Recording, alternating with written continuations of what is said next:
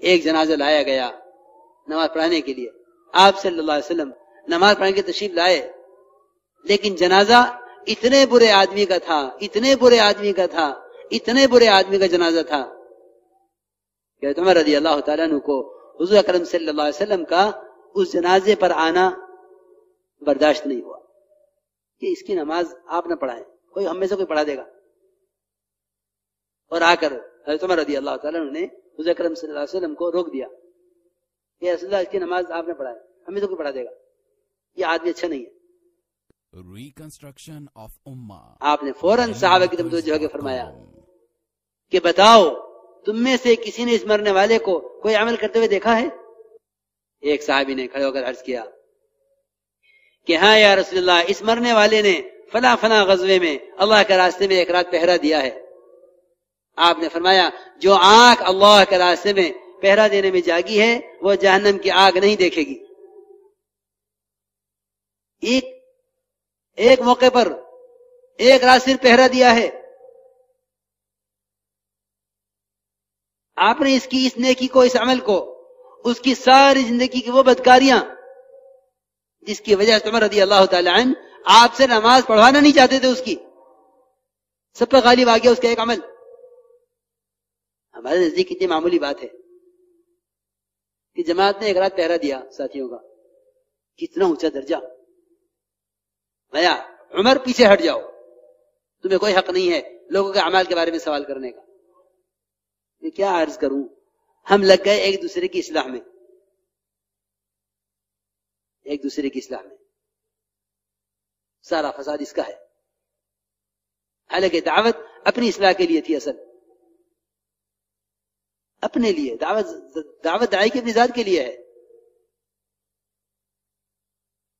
دعوت داعی کی اپنی ذات کے لیے ہے. جو صالح بننا چاہے گا اللہ اس دوسرے کی اصلاح کا کام لے لیں گے. صالح بننے کے لیے کام کرو، مصلح بن کر کام نہ کرو. عمر پیچھے ہٹ جاؤ، تمہیں کوئی حق نہیں ہے لوگوں کے اعمال کے بارے میں سوال کرنے کا. چنانچہ آپ نے عمر کو ہٹایا، ان کی نماز جنازہ آپ نے پڑھائی. غلطی ہوتی ہیں،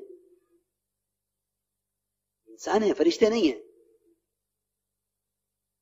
دو کام کرنے ہوتے ہیں، ایک غلطی کی تعویل کرنا اور ایسے غلطی کرنے والوں کی قربانیوں کو بیان کرنا،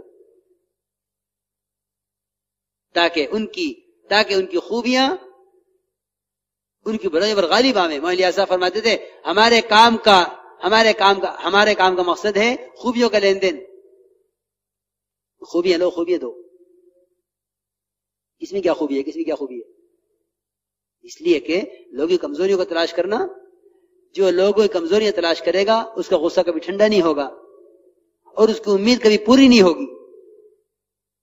اس کی امید کے سب صحابہ کے اقوال ہیں جو میں عرض کر رہا ہوں، اس کا غصہ کبھی ٹھنڈا نہیں ہوگا. اس راستے میں دوسروں کی اصلاح کی نیت لے کر چلنے والے جلدی مایوس ہو جائیں گے. اس لیے محض اپنی اصلاح کی فکر سے چلو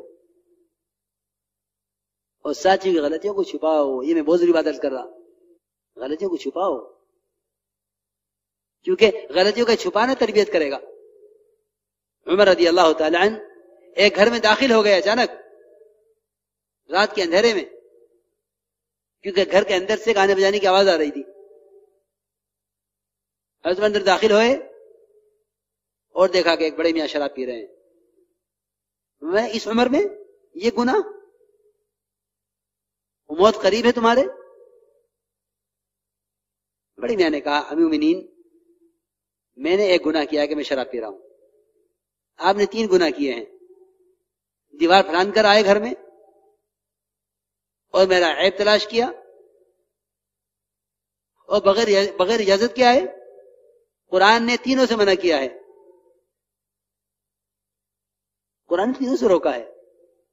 بدگمانی کی، تجسس کیا اور بغیر اجازت کے اندر داخل ہوئے. قرآن نے ان تینوں کو ایک ساتھ بیان کیا ہے، بدگمانی، تجسس، پھر غیبت. دیکھو غیبتیں کیوں ہوتی ہیں؟ غیبتیں ہوتی ہیں تجسس کی وجہ سے، اور تجسس ہوتا ہے بدگمانی کی وجہ سے، اور بدگمانی شیطان پیدا کرتا ہے. اس لیے فرمایا اجتنبوا کثیرا من الظن ان بعض الظن اسم. اے ایمان والو، بدگمانی سے بچو، کیونکہ بعض بدگمانیاں گناہ ہیں. پھر کیا کرو گے؟ پھر بدگمانی کی وجہ سے تجسس ہوگا کہ دیکھو یہ بات ہے یا نہیں ہے، پھر غیبت ہوگی.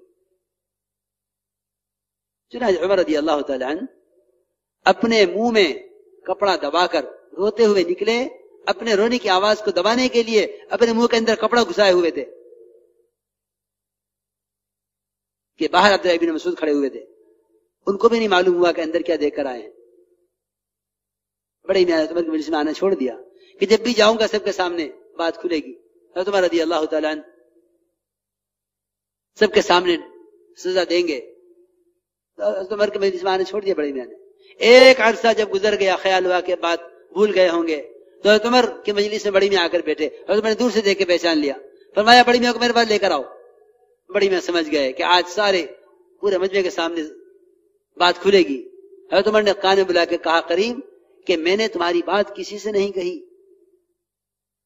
اور میرے پاس میرے ساتھ عبداللہ بن مسعود تھے، ان کو بھی نہیں میں نے بتایا کہ میں گھر میں کیا دیکھ کر آیا ہوں. بڑی میاں نے کہا عمر کان قریب لاؤ. حضرت عمر کے کان میں کہا بڑی میاں نے میں نے بھی اس رات سے آج تک شراب نہیں